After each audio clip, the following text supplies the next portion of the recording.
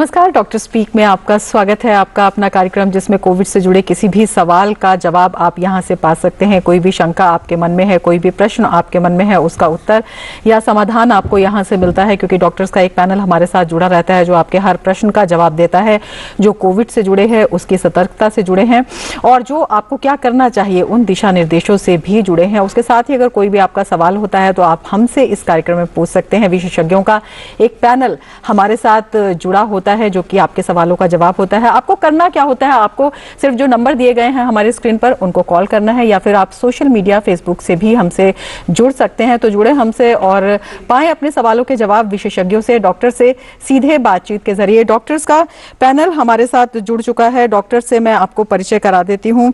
हमारे साथ हमारे जो विशेषज्ञ डॉक्टर आज जुड़े हैं, हमारे साथ डॉक्टर वेद प्रकाश जुड़े हुए हैं, HOD pulmonary and critical care medicine KGMU। हमारे साथ डॉक्टर आशीष भल्ला जुड़े हुए हैं, professor internal medicine incharge covid hospital PGMER Chandigarh. और हमारे साथ डॉक्टर SM रहेजा जुड़े हुए हैं जो सीनियर फिजिशियन है। तीनों ही डॉक्टर्स का हम अपने इस कार्यक्रम में स्वागत करना चाहेंगे। सबसे पहले डॉक्टर वेद प्रकाश, हम आपके पास आना चाहेंगे और आपसे जानना चाहेंगे, ओमिक्रॉन के मामले जो हैं वो लगातार बढ़ते जा रहे हैं, लेकिन उससे जो ठीक होने वालों का आंकड़ा है वो भी अपने आप में एक तरह से राहत देता हुआ दिखाई देता है। लेकिन फिर भी इस संक्रमण से किस तरह से बचा जाए, किस तरह की स्थिति है और कैसे इस पर काबू पाया जा सकता है, अगर सतर्क दिशा निर्देशों का पालन किया जाए, क्या कुछ सलाह देना चाहेंगे, क्या कुछ स्थिति हमारे दर्शकों को आप बताना चाहेंगे? देखिए रमा जी, जिस तरह से ओमिक्रॉन के आउटब्रेक सामने आ रहे हैं देश में और दुनिया भर के लिए एक नई चुनौती खड़ी की है ओमिक्रॉन ने, तो ऐसे में ये बहुत ही एक सुपर स्प्रेडर की तरह से सामने आ रहा है ओमिक्रॉन वेरिएंट। 32 म्यूटेशंस के साथ में जो ये वेरिएंट है, इसमें जो इन्फेक्टिविटी है वो कई गुना ज्यादा है वनस्पति। यदि हम बात करें जो पिछली बार जो दूसरी वेव में जो डेल्टा वेरिएंट या डेल्टा प्लस जो एक बहुत स्टीप वेव के लिए जिम्मेदार था, देश भर में और दुनिया में भी तबाही मचाने का काम किया, उससे भी कई गुना ज्यादा अगर बात करें स्प्रेड की, तो ये सुपर स्प्रेडर की तरह से अभी तक के जितने भी वेरिएंट हैं उनमें सामने आ रहा है। लेकिन एक बात ये भी है कि जो अभी जो डाटा इमर्ज हो रहा है जिसमें कि कितने मॉर्टेलिटी किस तरह से होगी ये अभी कहना बाकी है। लेकिन जहां तक हम लोगों के जैसे बचाव की बात है या इससे आगे किस तरह से हम लोग तैयारियां करें, तो सरकार तो लगातार तैयारियां इसकी कर रही है। हॉस्पिटल्स को भी स्ट्रेंथन किया जा रहा है, बेड्स की संख्या बढ़ाई जा रही है, ICUs को स्ट्रेंथन किया जा रहा है। लेकिन साथ ही साथ जो हम सबकी जिम्मेदारी है, मैं कहूंगा कि 130 करोड़ देशवासियों ने जो दूसरी और पहली वेव को एक मात देने का काम किया, वो सावधानी से और एक कोविड एप्रोप्रिएट बिहेवियर को सबसे सामने रखा है, जिसमें हैंड हाइजीन, रेस्पिरेटरी हाइजीन, 2 गज की दूरी, मास्क है जरूरी, इस मंत्र को पूरी तरह से आत्मसात करने का काम किया जब हम लोगों पे एक बड़ी विपत्ति का सामना देश कर रहा था। तो मैं यही कहूंगा कि अभी लगातार इसका अनुपालन करना सुनिश्चित करें। वैक्सीनेशन जो दुनिया का सबसे बड़ा प्रोग्राम देश में चल रहा है, उसको 100% मैं कहूंगा कि वैक्सीनेट करें। जो एलिजिबल लोग हैं वो 100% इसको वैक्सीनेट कराने का काम करें। तो साथ ही साथ अभी जो ये मौसम है, देखिए तमाम त्योहार भी हैं और कई तरह के जो अनअवॉइडेबल एग्रीगेशंस हैं, उसमें भी हम लोगों को ये देखना होगा कि यदि बहुत आवश्यक नहीं है तो भीड़ भाड़ में ना जाएं। घर से तभी निकलें जब बहुत आवश्यक हो, और यदि मिलना जरूरी है तो खुले में मिलें, और यदि बंद कमरे में मिल रहे हैं तो खिड़की दरवाजे खुले हों, और यदि आप कहीं AC कमरों में मिल रहे हैं तो कहीं एग्जॉस्ट चलता रहे। तो मुझे लगता है कि इन जो भी एक लगातार एहतियात सब जान भी गए हैं और सरकार के द्वारा, हम लोगों के द्वारा, मीडिया के द्वारा लगातार सबके सामने रखा जा रहा है। मुझे लगता है कि 130 करोड़ देशवासी इन छोटी छोटी सावधानियों को अपनी जिंदगी का हिस्सा बना करके एक बड़े खतरे को एक मात देने का काम फिर से हमारे लोग करेंगे, ऐसी मेरी मुझे आशा है जी। डॉक्टर वेद प्रकाश, आपसे समझना चाहेंगे, आपने कहा है कि 32 म्यूटेशंस के साथ ये अपने आप में जो नए वेरिएंट आते हैं ये एक म्यूटेशन का ही जिसे कहते हैं हिस्सा होता है, और 32 म्यूटेशंस की जब हम बात करते हैं तो ये इसके भी क्या विभिन्न प्रकार हैं या इसके विभिन्न सिम्टम्स हैं, किस तरह से इसको देखा जाए? देखिए रमा जी, जिस तरह से लगातार ये जो आरएनए वायरसेस हैं, इनकी प्रॉपर्टी है कि ये म्यूटेशंस इसमें बहुत जल्दी इसमें होते हैं, और जितने डिविजन्स होते हैं, माने जब स्प्रेड ज्यादा होता है तो म्यूटेशंस भी उसी समय ज्यादा सामने आते हैं, और ये म्यूटेशंस इसका स्वरूप बदलने का काम करते हैं। इसको ज्यादा एक कह सकते हैं कि एक नई मारक क्षमता या सुपर स्प्रेडर या कई मायने में एक नई चुनौती के साथ में ये वायरस अपना स्वरूप बदल कर सामने आते हैं। और इसी तरह से अगर हम देखें तो 32 म्यूटेशंस जो ओरिजिनल एक पहले कोरोना वायरस हम लोग देखते थे, उससे 32 म्यूटेशंस इसमें विशेषज्ञों ने देख करके लगभग अभी तक खबरें आ रही हैं कि इतने म्यूटेशंस हैं, और स्वरूप बदल करके, जिसमें कि हमारे जो इम्यूनिटी सिस्टम है, जहां इम्यूनिटी, एक्वायर्ड इम्यूनिटी या एक्टिव इम्यूनिटी जिसको हम कहते हैं, जो डेवलप हुई है जिन लोगों में, चाहे वो इन्फेक्शन की वजह से एक हर्ड इम्यूनिटी की बात हो या फिर जो टीकाकरण अभियान हम लोगों का सबका देश और दुनिया में चल रहा है, उसको भी कई बार चकमा देने का काम ये जो सुपर स्प्रेडर्स की तरह से सामने आए हैं, या फिर जिनको हम लोग वेरिएंट ऑफ कंसर्न मानते हैं, वो इस तरह के वेरिएंट सामने आए हैं। तो लगातार जो हमारा कोविड एप्रोप्रिएट बिहेवियर है, ये सभी तरह के वेरिएंट्स पर कारगर है, चाहे जितने भी एयरबॉर्न, रादर कि मैं कहूं कि वायरसेज ही क्यों, जो भी एयरबॉर्न इन्फेक्शंस हैं उनको काबू करने के लिए यदि हम बात करें तो सभी तरह के वेरिएंट्स पर कोविड एप्रोप्रिएट बिहेवियर एक कारगर, एक कवच की तरह से साबित होगा। और हम लोग सभी को 1 करोड़, मैं कहूंगा कि 130 करोड़ देशवासी इसमें अपना एक जिम्मेदार नागरिक का फर्ज निभाएं, और देश को जो एक बड़ी आपदा से बचाने के लिए लड़ाई लड़ी जा रही है, उसमें अपना योगदान मुझे लगता है सभी दे रहे हैं और देंगे। लेकिन अभी इस समय अगर देखें तो कई जगह लोग लापरवाह नजर आ रहे हैं। डॉक्टर साहब, आप जुड़े रहिए हमारे साथ कॉलर जुड़ना शुरू हो गए हैं। दिल्ली से शेर सिंह जी हमारे साथ जुड़े हैं। कभी इलेक्शंस का बिल्कुल डॉक्टर साहब, आपसे आपकी राय लेंगे। हमारे कॉलर एक हमारे साथ जुड़े हुए हैं, शेर सिंह जी। हम सबके लिए बनी हुई है जी। शेर सिंह जी, आप पूछिए अपना सवाल। उस सबको बाहर निकालने का काम करेगी जी। शेर सिंह जी, आप हमसे जुड़े हुए हैं तो आप अपना सवाल पूछ सकते हैं। हाँ जी, जी पूछिए अपना सवाल। दूसरा हो मेरे बाइक को इंजेक्शन लगा था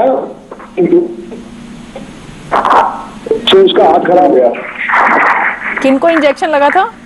मेरी वाइफ को इंजेक्शन लगा था जी। उससे उसका हाथ काम करना। जी, आपकी आवाज साफ नहीं आ रही है शेर सिंह जी।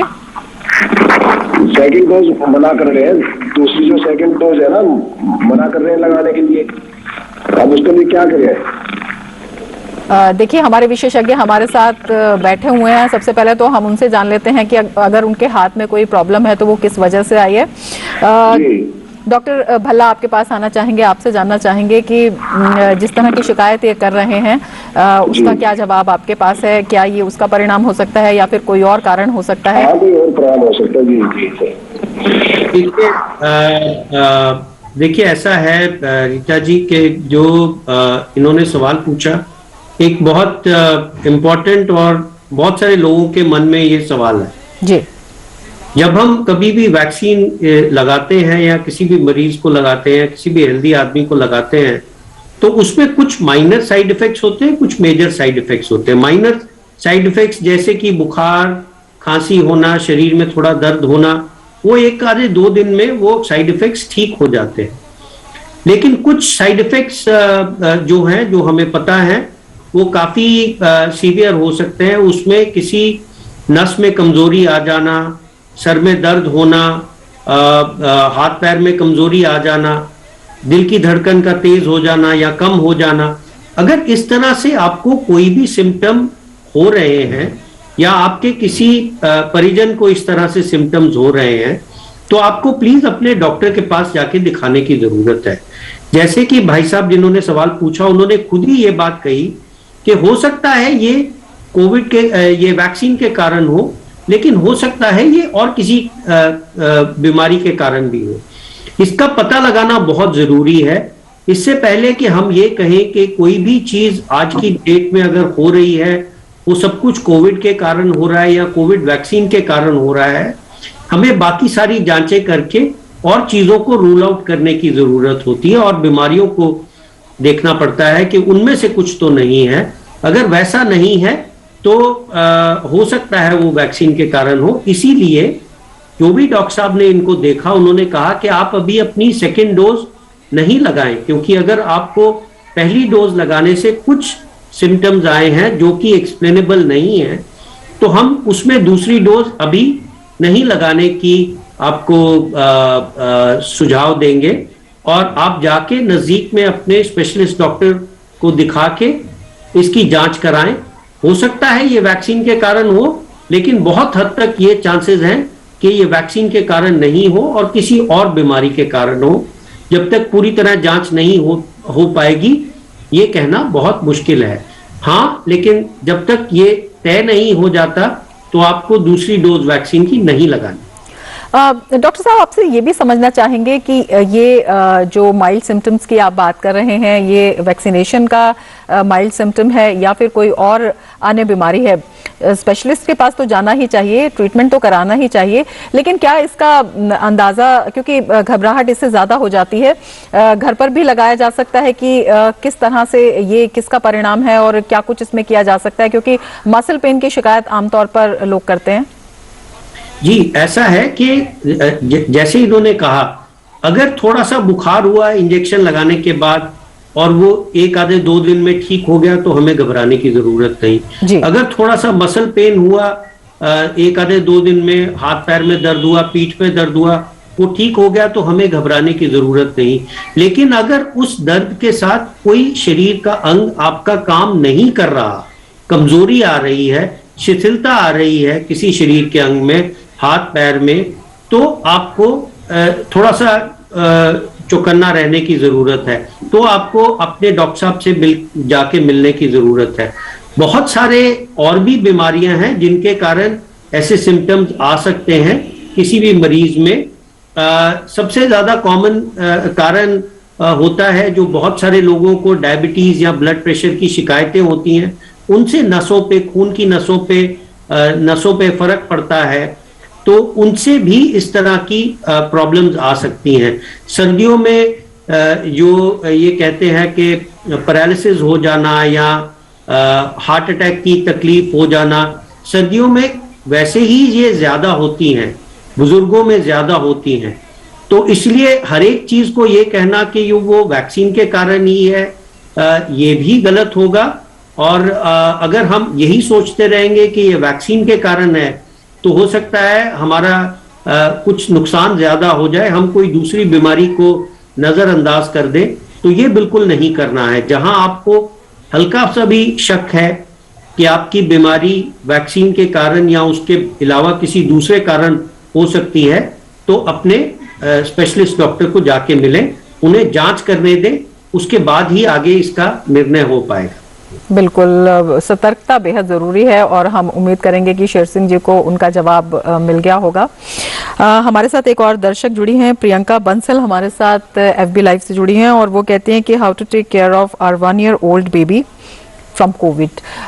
डॉक्टर रहेजा, आपसे जानना चाहेंगे, हालांकि जो पिछले वेरिएंट्स आए थे तो बच्चों की इम्यूनिटी काफ़ी स्ट्रांग थी और जो छोटे बच्चे हैं उनके बारे में अगर हम फर्स्ट वेव की बात करते हैं तो कहा गया था कि बच्चों को ये प्रभावित नहीं करता, हालांकि सेकेंड वेव में बच्चों पर खासा ध्यान दिया गया था। अब अगर हम ओमिक्रॉन की बात करते हैं तो इसमें बच्चों की किस तरह से केयर किया जाए, बच्चों के ऊपर कितना प्रभावी, क्या कुछ इसके परिणाम जो हैं अभी तक दिखाई दिए हैं, और किस तरह से जो छोटे बच्चों के माता पिता हैं उनकी जो इस तरह की घबराहट होती है या उनके जो इस तरह के प्रश्न होते हैं उनका किस तरह से जवाब दिया जाए? ये मेरा हमेशा से मानना रहा है कि इस कोविड-19 पैंडेमिक के दौरान बच्चों ने, स्कूल गोइंग चिल्ड्रन ने सबसे ज्यादा सफर किया है और जी। सबसे कम कंप्लेंट भी इसी ग्रुप ने किया है।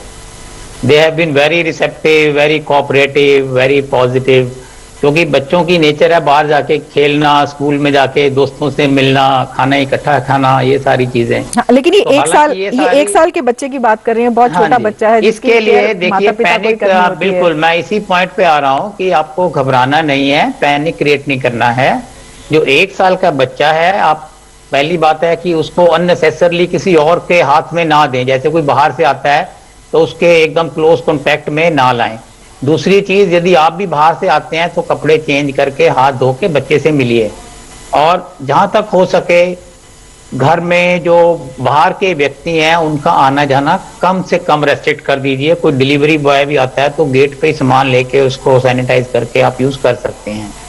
इसके अलावा जो छोटे बच्चे बाहर जा रहे हैं, हमें जरूरत है कि उनको ठीक से समझाएं, उनको मास्क लगाने की आदत डालें, क्योंकि अब बच्चे स्कूल भी जाएंगे धीरे धीरे, तो ये सारी चीजों का प्रिकॉशन रखना जरूरी है। बच्चों को ये भी समझाना जरूरी है कि खाना अलग अलग खाएं, 2 गज की दूरी बना के रखें।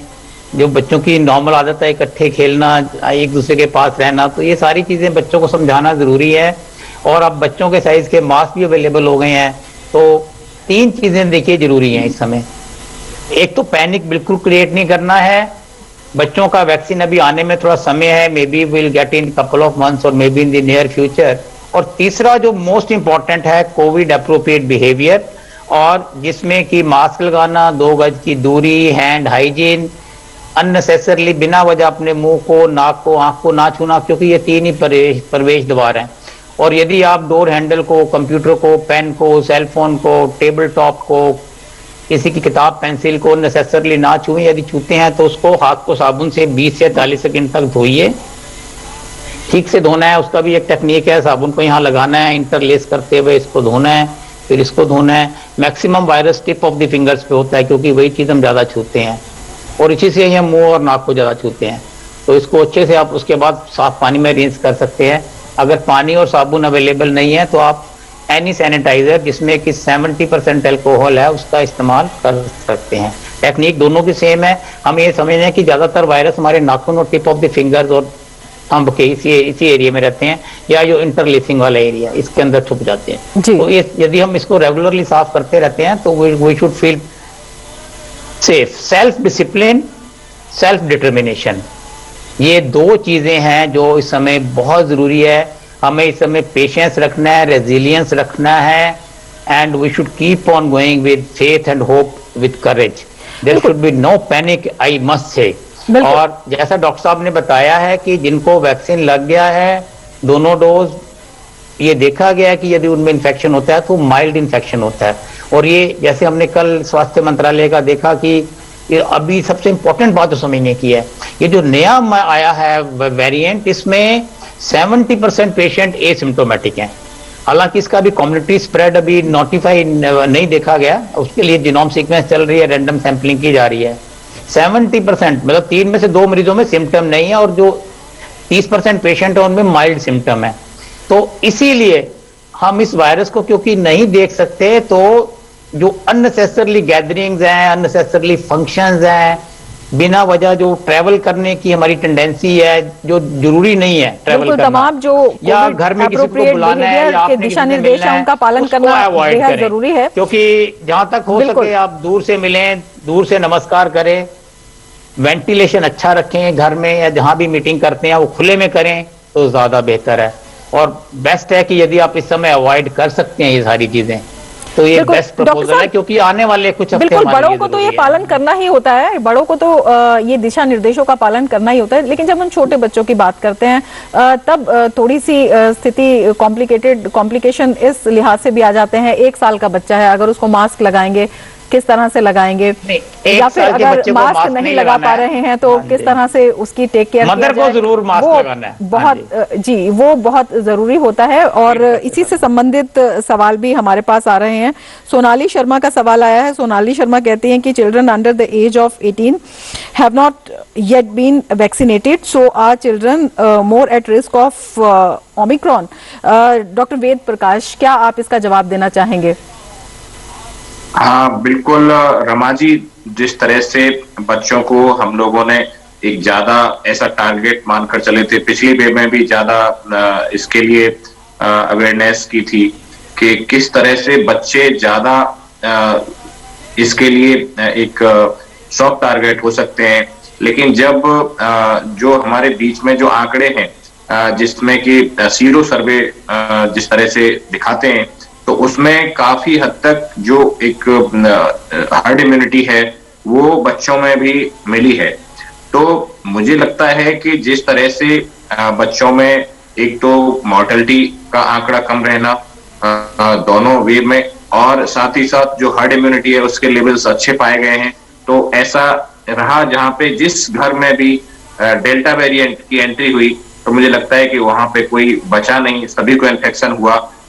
जैसे कि अभी डॉक्टर भल्ला साहब और रहेजा साहब को भी मैं सुन रहा था, बहुत ही माइल्ड या एसिम्प्टोमेटिक ये अभी तक सामने आ रहा है।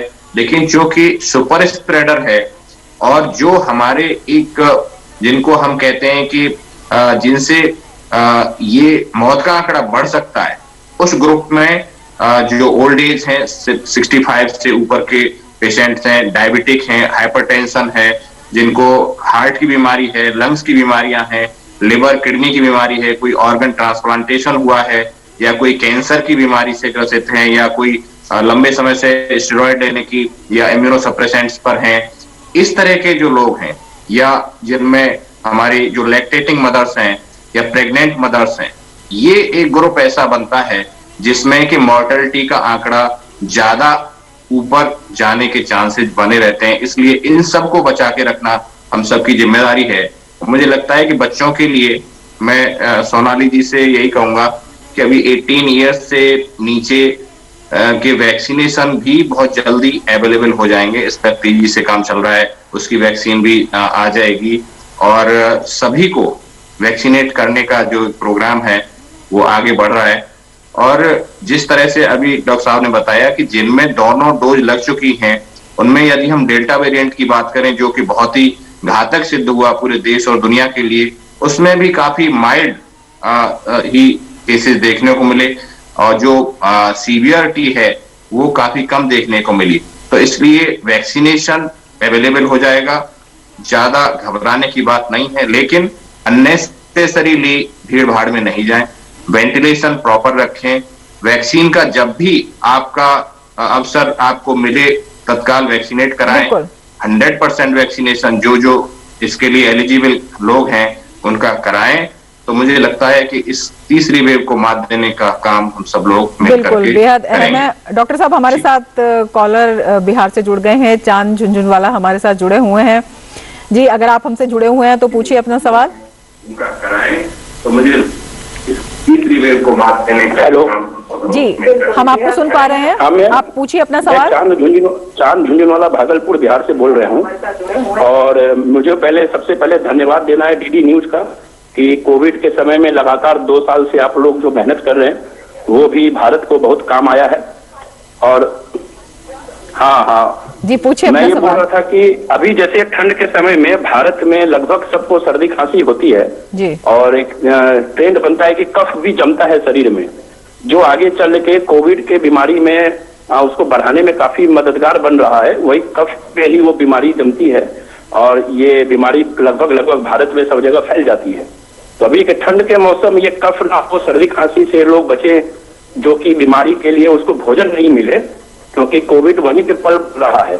और पिछले साल भी देखने आया था कि ठंड के मौसम में लगभग सबको कफ सर्दी हुआ और अप्रैल और मई जून आते आते वो बीमारी काफी फैल गई थी जी। साथ ही एक चीज और मुझे पूछना है कि अभी अंतर क्या समझ में आएगा, जैसे अभी सर्दी खांसी सबको है, कोई खांस रहा है मेरे बगल वाला या आस पड़ोस वाला, तो उसको बीमारी है कि है कि सर्दी खांसी है, ये भी अंतर थोड़ा सा डिटेक्ट हो। ये तो मेरा सवाल है।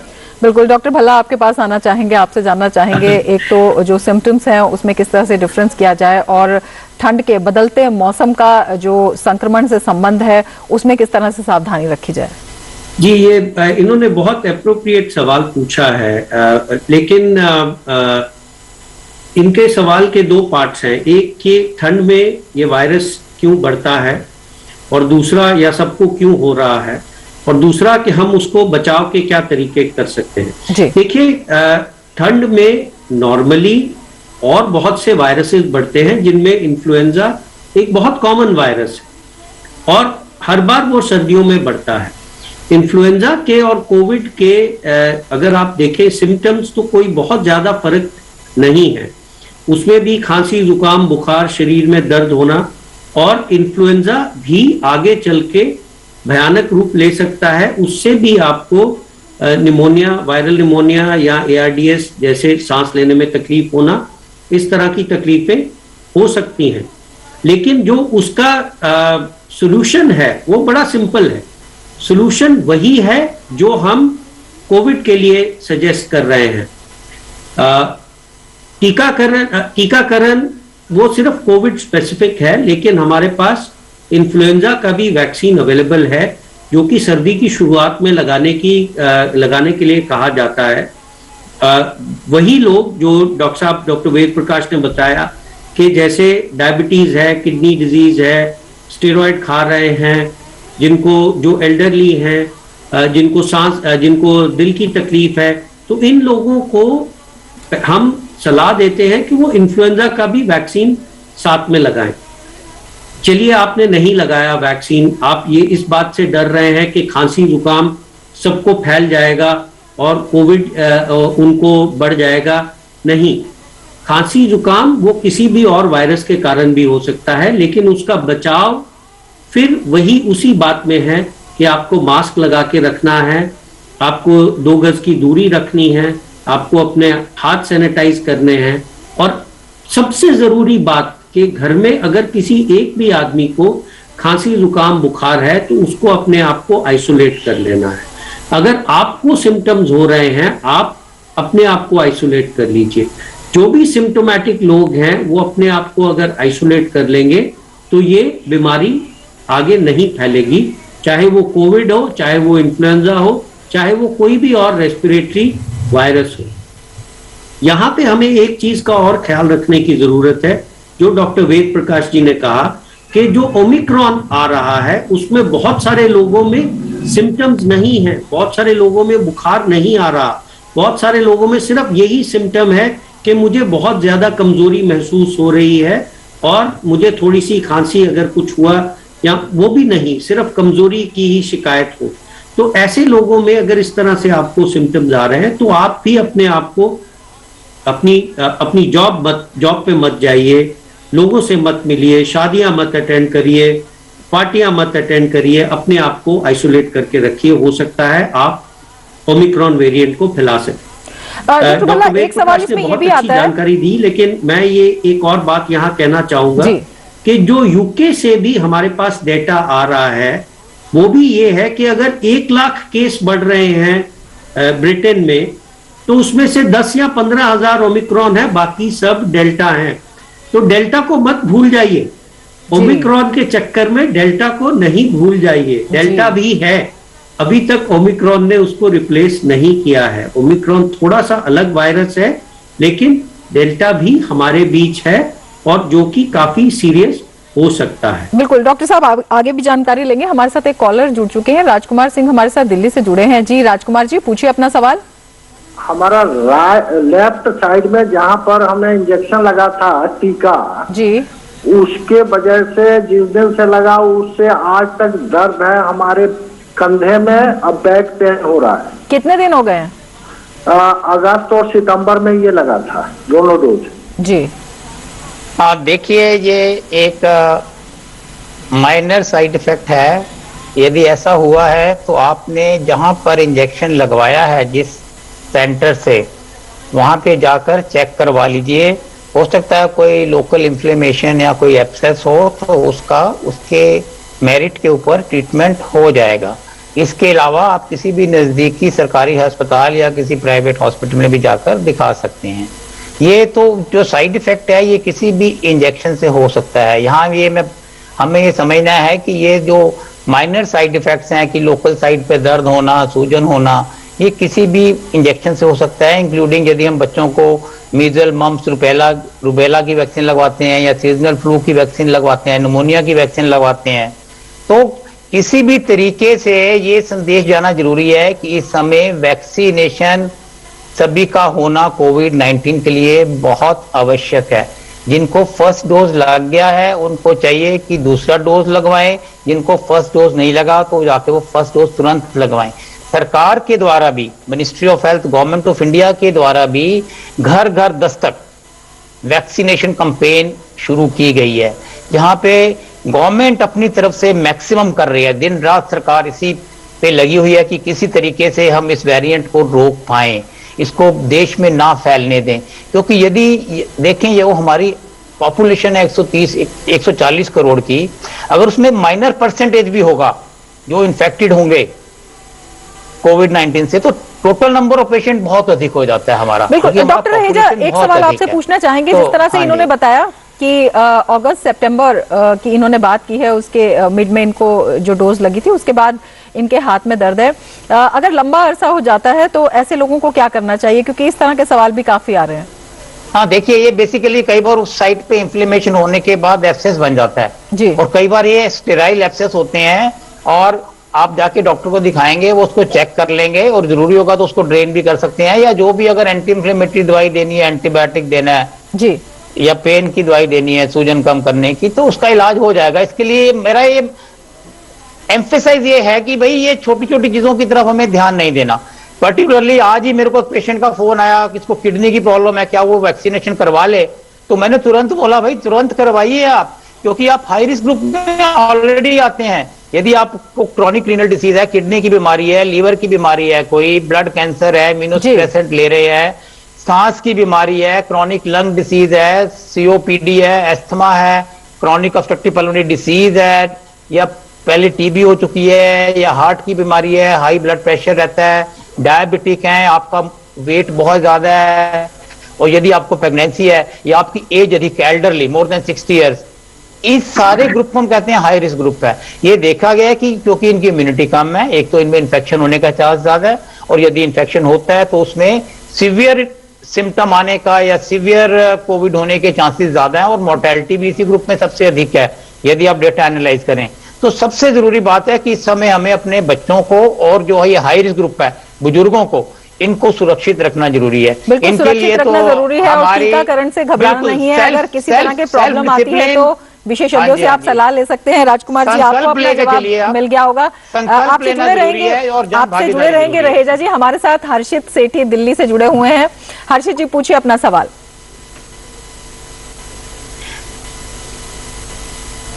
हर्षित जी, अगर आप हमसे जुड़े हुए हैं तो आप अपना सवाल पूछ सकते हैं। हर्षित जी, आप हमें दोबारा से कॉल कर सकते हैं। हम डॉक्टर वेद प्रकाश आपके साथ आना चाहेंगे, आपसे पूछना चाहेंगे। जिस तरह से डॉक्टर भल्ला ने बताया कि जो ओमिक्रॉन नया वेरिएंट जरूर है, इसके मामले बढ़ रहे हैं, लेकिन डेल्टा को इसने रिप्लेस नहीं किया है। डेल्टा के भी काफी मामले सामने आ रहे हैं, और इसी से जुड़ा एक सवाल हमारे एक दर्शक ने किया है। जय कुमार पद्मनाभा पिल्लई जी हैं, और ये पूछते हैं, is there any possibility to infect people with multiple variants at the same time, and if it is possible then how can be identified? किस तरह से आप इनका जवाब देना चाहेंगे, क्योंकि ये बड़ा जरूरी प्रश्न इस वक्त बन जाता है। हाँ बिल्कुल रमा जी, काफी इन्होंने बहुत ही अच्छा सवाल मैं कहूंगा कि पूछा है। जिस तरह से तमाम तरह के वेरिएंट, और वेरिएंट ही क्यों, जिस तरह से भल्ला साहब ने कहा कि इन्फ्लुएंजा वायरस, बहुत सारे वायरसेस हैं, ये जो आरएनए वायरसेस हैं जो रेस्पिरेटरी सिस्टम को सबसे ज्यादा टारगेट करते हैं। जब भी ये मौसम के बदलाव होते हैं तब ये ज्यादा इन्फेक्शन फैलाते हैं। तो निश्चित ही जो एक वेरिएंट है, कई तरह के वायरसेस का एक साथ भी हमला हो सकता है, ये संभव है। लेकिन जिस तरह से अभी डेल्टा वेरिएंट की जो एक मॉर्टेलिटी में कन्वर्जन की जो क्षमता है, वो मुझे लगता है कि बहुत ज्यादा है। ओमिक्रॉन के आंकड़े अभी इमर्ज हो रहे हैं, धीरे धीरे डाटा अभी सामने आ रहा है, उसमें देखना बाकी है। साथ ही साथ जो एक हाई रिस्क ग्रुप की बात हो रही है, इस हाई रिस्क ग्रुप में जो इन्फ्लुएंजा वैक्सीनेशन है वो भी बहुत इंपॉर्टेंट है, और साथ ही साथ जो न्यूमोकोकल वैक्सीनेशन है जो बैक्टीरिया के लिए, वो भी बहुत आवश्यक है हाई रिस्क ग्रुप के पेशेंट्स के लिए। तो मुझे लगता है कि इस मौसम में जब लगातार ऐसे सिम्टम्स देखने को मिल रहे हैं, चाहे वो इन्फ्लुएंजा की वजह से हो, जिनमें फीवर है, कॉफ है या टायर्डनेस की जो ओमिक्रॉन के लिए स्पेसिफिकली ज्यादा सामने आ रही है, या loss of taste and smell है, ये स्पेसिफिक सिम्टम है कोविड के लिए।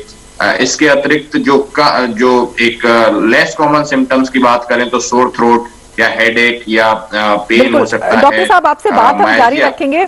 हमारे कॉलर हर्षित सेठी दोबारा से हमसे जुड़ गए हैं। हर्षित जी, पूछिए अपना सवाल। Is Omicron safe for travel and hill stations? Doctor Bhalla, आप इनका सवाल समझ पाए हैं तो आप जवाब देना चाहेंगे? हाँ जी। ये बेसिकली ये छोटा बच्चा है, ये पूछ रहा है कि क्या वो हिल स्टेशन में ट्रेवल कर सकता है, इज इट सेफ? जी। तो मेरी तो पहले राय यही है कि इस समय हमें बिना वजह ट्रेवल नहीं करना चाहिए। यदि आप ट्रेवल को अवॉइड कर सकते हैं तो वो बेस्ट ऑप्शन आपके पास। और यदि आपको ट्रेवल करना बहुत जरूरी है तो आप जो भी मोड ऑफ व्हीकल यूज कर रहे हैं, पर्सनल यूज करें तो ज्यादा अच्छा है। और मास्क लगा के रखें, इधर उधर लोगों से ज्यादा रास्ते में भी इंटरेक्ट ना करें। तो ये सारी चीजों का यदि आप ध्यान रखते हैं तो आप सुरक्षित रहेंगे। और इसके अलावा ये भी बात जरूरी है कि हमें इस समय पैनिक क्रिएट नहीं करना है, खुश रहना है, नींद पूरी लेनी है, खाना अच्छा खाना है, अपना डीप ब्रीदिंग, प्राणायाम, स्टीम इनहेलेशन, रेगुलर एक्सरसाइज करते रहिए, अपनी इम्यूनिटी को अच्छा रखिए। बैलेंस न्यूट्रिशियस डाइट जो है ये एक बहुत इंपॉर्टेंट फैक्टर है मेरे विचार में, क्योंकि यदि आप भारत का देखें तो हमारे यहाँ सर्दियों के मौसम में पंजीरी और ये मेवे और हर तरह के फ्रूट्स और वेजिटेबल मिलते हैं जो कि हमारे लिए स्वास्थ्यवर्धक हैं सर्दी के मौसम के। तो इनका आप रेगुलर सेवन करिए। इसके अलावा हमारे घर में कुछ एक मसाले, दालचीनी, काली मिर्च, अदरक, शहद, तुलसी, ये सब भी काफी कफ, कोल्ड और ऐसी वाली जो बीमारियां हैं उसमें हमारा इम्यून सिस्टम को स्ट्रांग करती हैं। तो घबराना नहीं है, सर्दियों के पूरा आनंद लीजिए और अननेसेसरली घर में विजिटर्स को अवॉइड करिए, किसी के घर जाना अवॉइड करिए, अननेसेसरली गैदरिंग को, ट्रैवल को, फंक्शंस को आप डेफर करिए। आने वाला कुछ समय 2, 3, 4 हफ्ते हमारे लिए बहुत जरूरी है और सरकार को जन भागीदारी चाहिए। इस समय सबका विश्वास, सबका साथ बहुत जरूरी है। संकल्प के साथ हमें सेल्फ डिसिप्लिन के साथ, डिटर्मिनेशन के साथ चलते रहना है इस न्यू नॉर्मल में, क्योंकि हमें अपनी personal life, social life, professional life, family life सभी को देखना है। तो जरूरी है कि हम इस न्यू नॉर्मल के अंदर बिना घबराए अपने आप को सेल्फ डिसिप्लिन करिए। सावधानी बरतनी बेहद जरूरी है। गवर्नमेंट आपके ऊपर कर्फ्यू लगाए, गवर्नमेंट इम्पोज करे, आप क्यों जाते हैं अननेसेसरली मार्केट में इस समय शॉपिंग करने जहां भीड़ भाड़ ज्यादा है? बिल्कुल।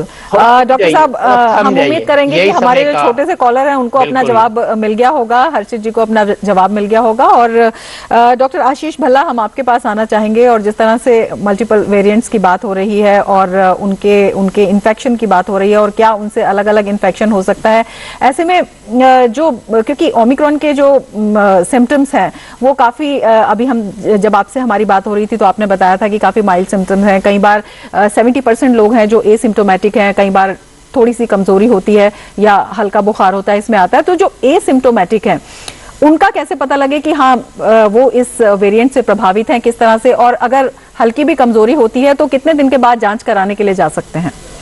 देखिए, ऐसा है कि जो अगर ये बात कहें कि एसिम्प्टोमेटिक हैं तो उनका हमें कैसा पता चलेगा? एसिम्प्टोमेटिक का पता लगाना बहुत ही मुश्किल है, ना के बराबर, लेकिन वो इन्फेक्ट कर सकते हैं। पता लगाना बहुत ही मुश्किल है जब तक आप हेल्दी लोगों में सर्विलेंस नहीं करें।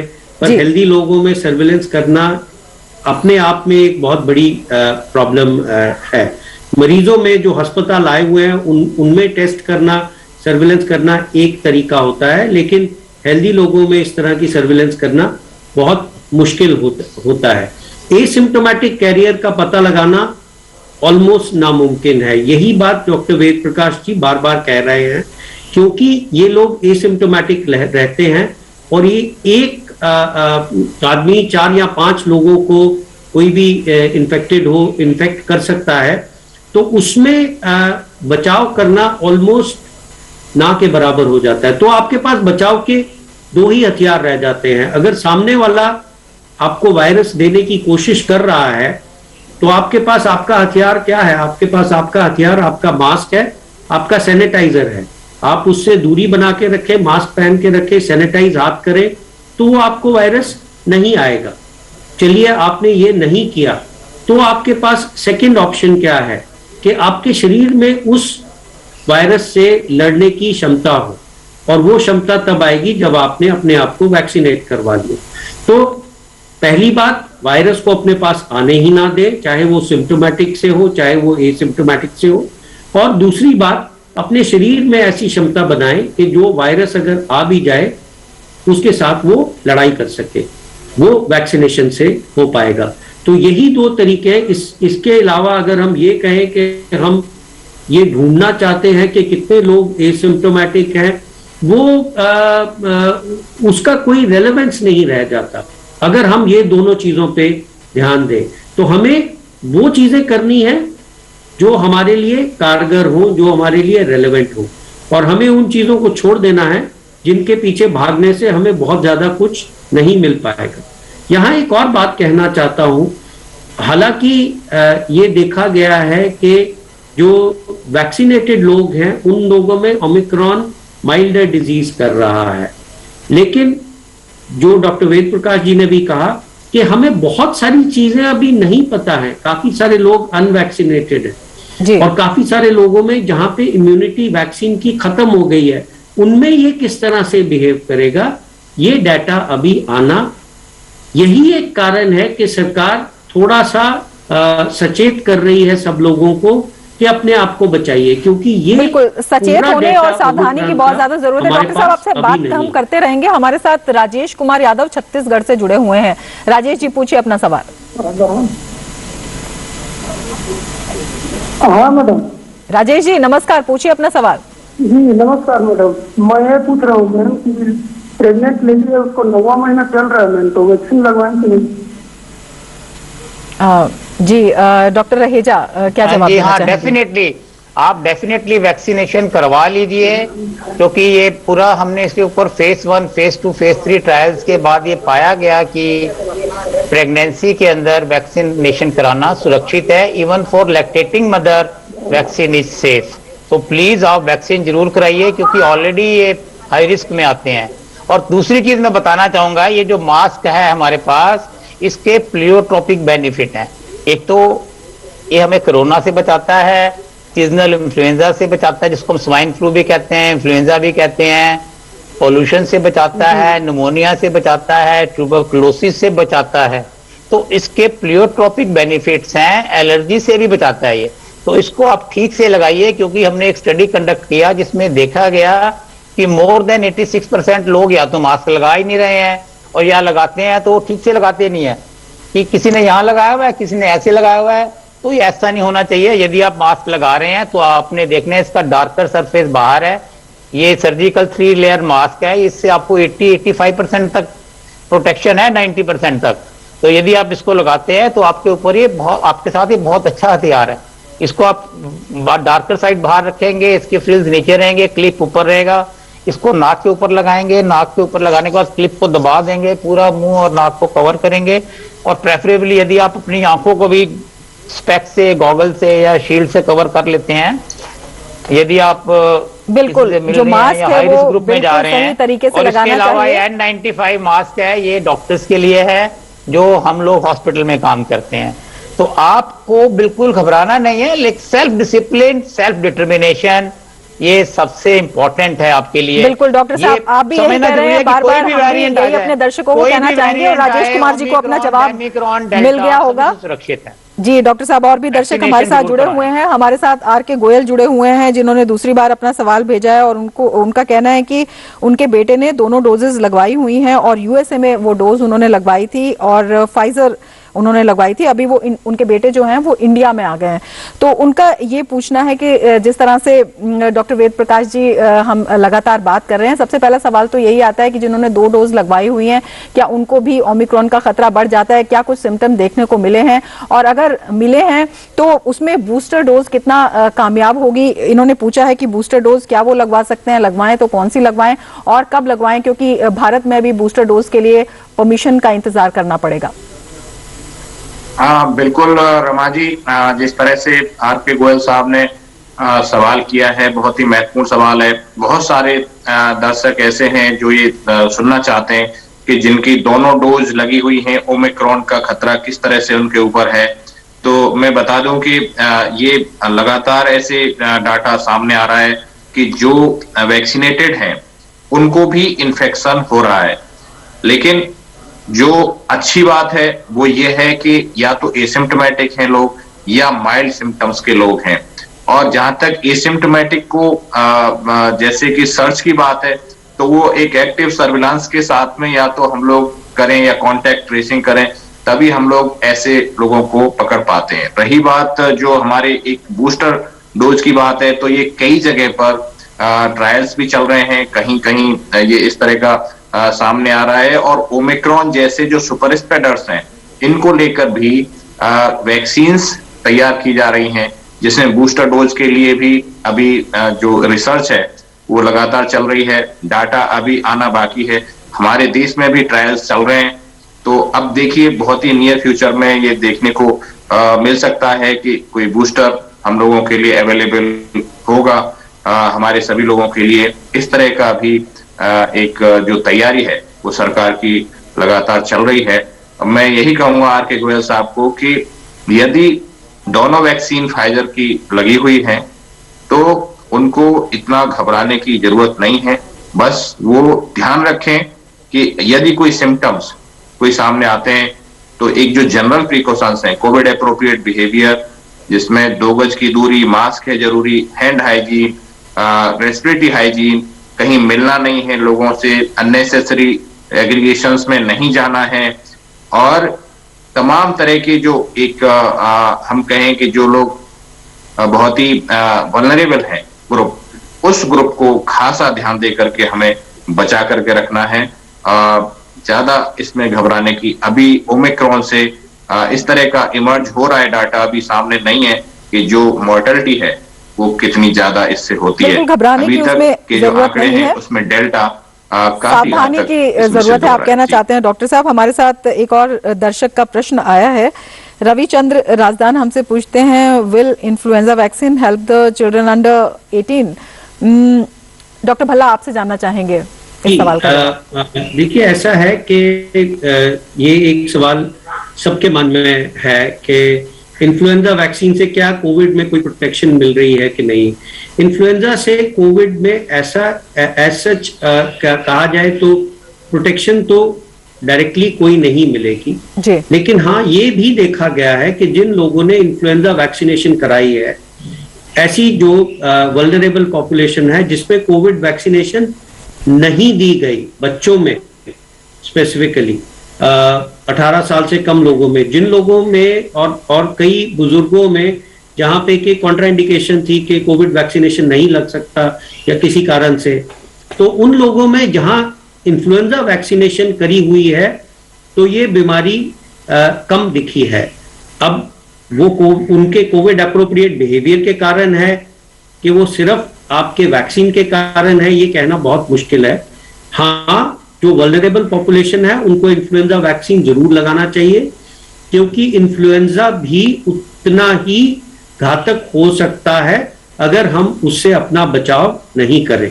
तो हम हुआ ये है कि हम कोविड के पीछे बाकी सारी बीमारियों को भूल गए जी।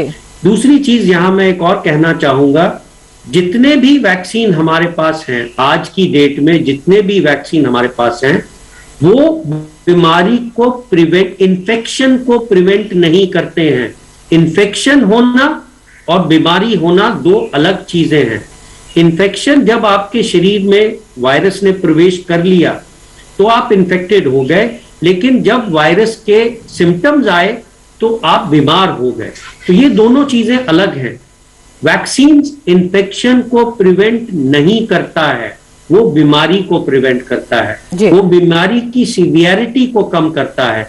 अगर हम ये बात समझ लें तो हमें ओमिक्रॉन से या किसी और वायरस की इन्फेक्शन होने से डरने की जरूरत नहीं। बेहद अहम बात आप समझा रहे हैं डॉक्टर साहब, लेकिन समय इस वक्त हमारे पास सीमित है इस कार्यक्रम में, और हमारे दर्शकों ने उम्मीद हम करते हैं कि इन बातों को समझा भी होगा और जो प्रश्न उन्होंने किए हैं उनका जवाब भी उन्हें मिला होगा। हालांकि काफी प्रश्न इस वक्त हमारे पास आ रहे हैं, लेकिन समय हमारे पास सीमित है, तो हम अपने दर्शकों से कहेंगे कि अगले कार्यक्रम में हम उनके सवाल लेंगे। लेकिन फिलहाल डॉक्टर रहेजा आपका, डॉक्टर वेद प्रकाश आपका और डॉक्टर भल्ला आपका हम बहुत बहुत शुक्रिया अदा करना चाहेंगे, जिस तरह से आपने हमारे दर्शकों के सवाल दिए हैं, प्रश्नों के उत्तर दिए हैं और जिस तरह से उनकी शंकाओं का समाधान किया है, और इसके साथ ही बेहद महत्वपूर्ण चीजें इस बारे में समझाई हैं। और दर्शकों से भी हम यही कहना चाहेंगे कि ओमिक्रॉन के बढ़ते मामले, सतर्क रहने की जरूरत है। दिशा निर्देश सरकार ने जो जारी किए हैं उनका पालन करने की जरूरत है, लेकिन घबराने की जरूरत नहीं है। सिर्फ सावधानी बहुत जरूरी है। सावधानी से आप दिशा निर्देशों का पालन करते रहिए, मास्क लगाइए, भीड़ में अगर जरूरत नहीं है तो ना जाइए, और जिस तरह से नया साल आ रहा है, अन्य त्योहार है, उन पर विशेष ध्यान रखिए। ओमिक्रॉन से बचाव जो है वो बहुत जल्दी हो पाएगा। इसके साथ ही इस कार्यक्रम में हम लेना चाहेंगे आपसे इजाजत। नमस्कार।